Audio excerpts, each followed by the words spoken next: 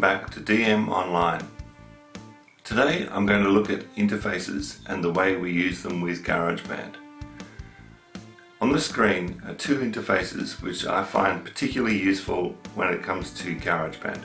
The first is a simple and inexpensive interface called the Behringer Euphoria, and the second is a more complex interface called a PreSonus Quantum.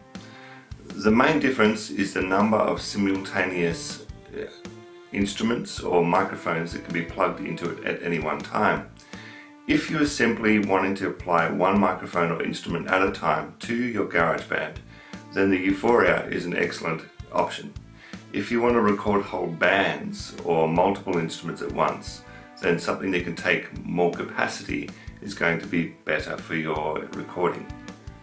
Now, in terms of microphones, you could just use the microphone on your laptop, but those microphones are not particularly good and they're very rough in terms of the ability to filter out other sounds around them. So you're best to actually have a microphone dedicated to the job of recording. Now, on the screen at this point is the Shure 58. It's considered a workhorse for live musicians, and it's a very common microphone. You could plug one of those into the interface. They have the benefit of already being powered, so you don't need any 48 volt phantom power, but they are a live microphone and the actual quality of the sound is suitable when you're in an environment that allows for live playing.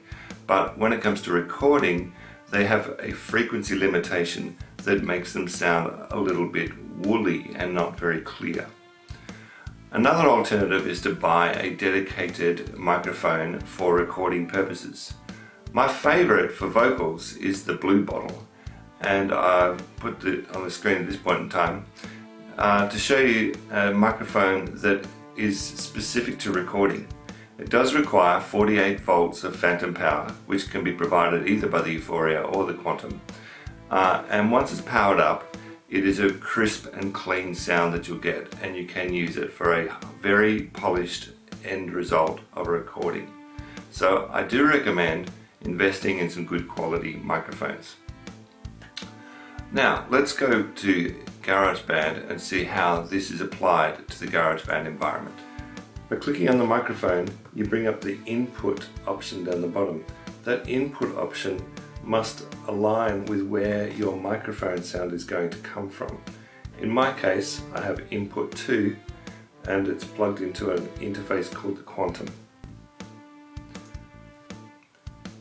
Once you create the audio track, if your microphone is active, you will see the green line bouncing up and down as you speak. If you record, it will pick up your voice, and in this case, because I'm not using headphones, it will also pick up the other tracks in the microphone.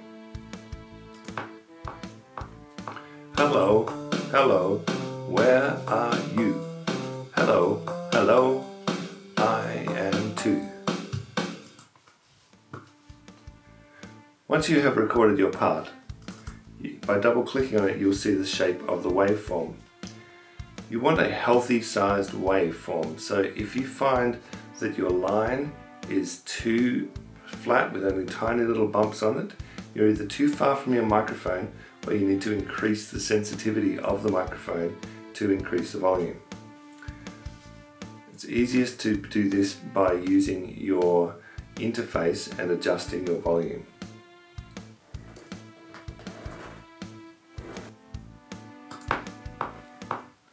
Hello, hello, where are you?